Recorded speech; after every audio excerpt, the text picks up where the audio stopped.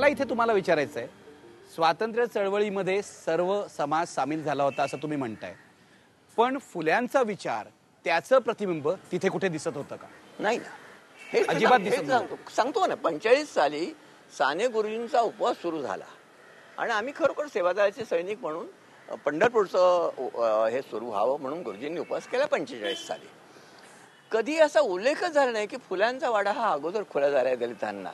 म्हणजे साने गुरुजींना सुद्धा फुल्यांच्याकडे ते कधी आल्याचं काही मला स्वतःला काही आठवलं नाही. म्हणजे असं ते थोडं होतं.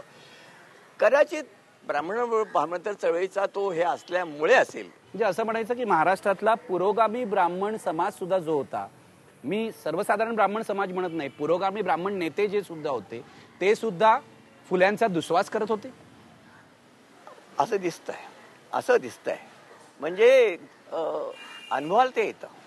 म्हणजे दत्तवान पोद्दारांच्या सारखा माणूस, अनिल अवचट माझ्या बरोबर होताना मी भेटायला गेलो. तर मी म्हटलं महात्मा फुले. त्यांनी मला अडवलं, म्हणाले महात्मा कशा का म्हणायचं त्यांना, मोठा माणूस म्हण, महात्मा कसले. म्हणजे एकूण महाराष्ट्रामध्ये मध्यम वर्गाला फुल्यांना नाकारण्याचं एक सवय लागली होती किंवा ती परंपरा होती. पण ती फक्त त्यांच्यापुरतीच मर्यादित नव्हती. पुढे माझ्या असं लक्षात आलं की जे मराठी म्हणवणारे आमच्या दिनकरराव जवळकरांचं तर काय आता ते इतकं त्यांचं मोठं होतं की जेधे तिथं जाता. आता गंमत बघा, आपण जिथे बसलो हा फुल्यांचा वाडा आणि जेधे माणसांचं अंतर किती आहे, एक अर्धा किलोमीटरचं सुद्धा अंतर नसेल.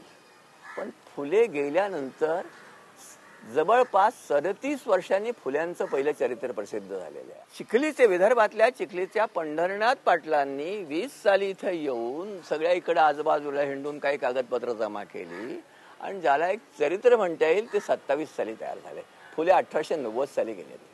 तर मला ही गोष्ट नेहमी खटकत राहिली की इतके जेधे जवळकर जवळ असताना सत्यशोधक समाज इथेच स्थापन झालेला, पलीकडे स्थापन झालेला, हे असं का व्हावं बरं, काय कारण असेल. मला अजूनही त्याचं काही खरं हे कळलेलं नाही, तुला मी सांगतो. म्हणजे फुले पचायला अवघड आहे तसंच लोकांचं त्यावेळेला असावं. हे गणित सरळच दिसतंय हे फुले म्हणजे केवळ ब्राह्मणांनी नव्हे तर मराठा समाजातल्या नेत्यांनी सुद्धा फुल्यांकडे दुर्लक्ष त्याला झालेलं दिसतंय. पुढे त्यांनी त्यात सुधारणा केली पण झालंय ते तुला मी सांगतो. तुम्ही मगाशी उल्लेख केलात की साने गुरुजींचं उपोषण पंढरपूरचं मंदिर खुलं व्हावं म्हणून चालू झालं होतं आणि त्याचा प्रभाव तुमच्यावर पडला. तो कसा पडला? आम्हाला भागच घ्यायला लावला होता राष्ट्रसेवा दल. हो, राष्ट्रसेवा दलाने मुळी ते आपलं आंदोलन मांडलं. एस एम जोशी किंवा सगळ्या लोकांनी आपलं मानलं. आम्हाला खेडेगावात मोहम्मदवाडी आजूबाजूच्या खेडेगावात जाऊन सांगायला लावायचे, घ्या रे हरिजन घरात घ्या रे. आणि तो हरिजन शब्द की ज्याला आंबेडकरी चळवळीच्या लोकांचा विरोध होता, पण बाकीची मंडळी सगळी जवळ यायची सगळी. पण तो एक इव्हेंट होता. मला इथे तुम्हाला विचारायचं, हे करता करता तुम्ही डॉक्टर झालात आणि मी असं ऐकलंय की तुम्ही दवाखाना चालवत होतात आणि एक दिवस तुम्हाला एस एम जोशी असं म्हणाले की दवाखाना चालवून फक्त रुग्णांवर उपचार करणं काही योग्य नाही, तुला समाजावर उपचार करायला हवेत. हे खरं आहे का? आम्ही विचार असा करत होतो की संयुक्त महाराष्ट्र झाला. मी प्रॅक्टिस सुरू केली 53 साली माझा नाण्यापेठेमध्ये दवाखाना सुरू झाला. 55 साली माझा हडपसर दवाखाना झाला. 54-55 साली झाला.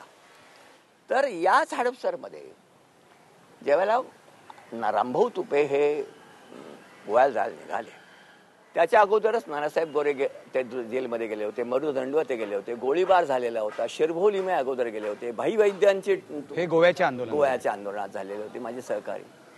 आणि आईचं म्हणणं होतं की बघ आता मेहरबानी कर, कारण माझा त्याच्या अगोदरची माझी शिक्षा आहे ती 52-53 आहे. तुम्हाला पहिली शिक्षा म्हणजे तुम्ही जेलमध्ये सत्याग्रही म्हणून गेलात ते 52-53 साली गेलो. पुढच्या आंदोलनामध्ये अन्नधान्य भाववाढीचा सत्याग्रह एसएमने जो सुरू केला, कारण 52च्या निवडणुकीत आपल्याला हार बसली सगळं खूप, आणि एसएमने अन्नधान्य भाववाढीचा सत्याग्रह केला. त्या सत्याग्रहात मला 1.5 महिन्याची शिक्षा झाली, म्हणजे 3 आठवड्याची. एरोड्यामध्ये मी होतो, ती माझी पहिली शिक्षा. आता त्यानंतर एसएम तुम्हाला कल्पना असेल की बाय इलेक्शन जे झालं आणि एसएम विधानसभेवर निवडून गेले बाय इलेक्शनमध्ये. पण पुढे जेव्हा असं झालं की संयुक्त महाराष्ट्र स्थापन झाला आणि आम्ही जे काही त्या पिढीतली जी मंडळी साधारणतः आम्ही 30शीतली जी 30-35 भाई 32शीत असेल ते असेल, तर आम्हालाच वाटत होतं की महाराष्ट्राचा जो आपण घडवायचा हा महाराष्ट्र घडवावा लागेल. तर यामध्ये किमान आरोग्य, शिक्षण किंवा ह्या ज्या सगळ्या हे आहेत हे आपण सरकारीच करायचं, कायचं काही स्वयंपर काही करायचं. म्हणून आम्ही असा विचार केला की डॉक्टरी करायची आहे पण खाजगी नाही, करायची खाजगी, पण पैसा जो जमेल तो सार्वजनिक असा मानायचा. म्हणजे आता तुला म्हणजे डॉक्टरीतून पैसा मिळवलेला जो आहे तो सगळा सार्वजनिक कामाला वापरायचा. लावायचा. आपण विश्वस्त म्हणून काम करायचं, त्या कल्पनेचा आमच्यावर फार मोठा हे होता. आता ही कल्पना जेव्हा मी मांडली, महाराष्ट्र आरोग्य मंडळाची आपण स्थापना करूया, जसं नवनिर्माण शिक्षण संस्था पुढे स्थापन झाली साधनेत, असं महाराष्ट्र आरोग्य मंडळाच्या स्थापनेचा विचार आला आणि SM जोशींना आम्ही अध्यक्ष केला. प्रश्न असा आला होता की आम्ही ज्यावेळेला स्थापन केले हे मंडळ, SMचं म्हणणं असं होतं की मी म्हटलं अण्णा डॉक्टरांनी किती पगार घ्यावा, तर ते म्हणाले की पैसा कमवा पण आमदार इतका घ्या, पगार घ्या, आमदारा इतका पगार घ्या. 250 रुपये तेव्हा मानधन होतं. आणि तुला सांगतो असे हाल झाले की डॉक्टरना 250 रुपयात, म्हणजे आमदारांना ज्या सुविधा असतात त्या आमच्याकडे सुविधा नव्हत्या ना, पण SMचा शब्द म्हणून म्हणजे असा जावं म्हणून. आता ते चालेल की नाही म्हणाले, तर देवदत्त दाभोळकर असं म्हणाले. इथं गांधींच्या विचारात तुला एक मत सांगतो. देवदत्त दाभोळकर म्हणाले की हे बघ, गांधींचं सूत्र असं आहे, जर समाजाच्या खरोखर उपयोगी असेल ना तर समाज त्याला अनेक हाताने मदत केल्याशिवाय राहणार नाही, तू सुरू कर. आणि आम्ही आमचा दवाखाना हडपसरला, माझाच दवाखाना, ते सगळं बदललं.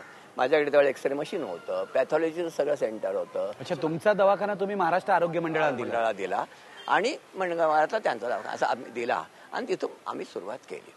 महाराष्ट्र आरोग्य मंडळाचं साने गुरुजी रुग्णालय हे त्याला आम्ही नाव दिलं.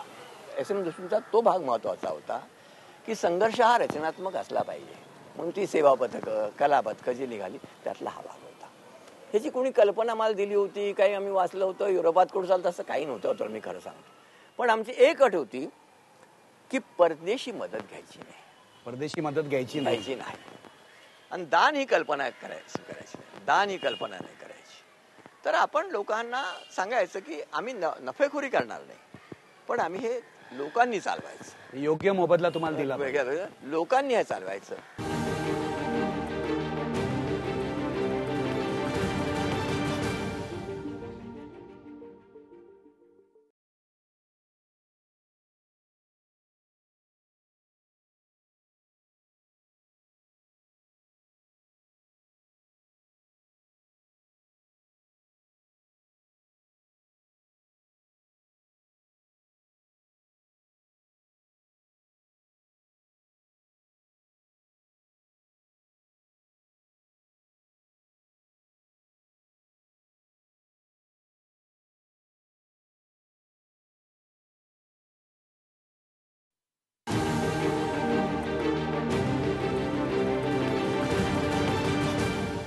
मला इथे तुम्हाला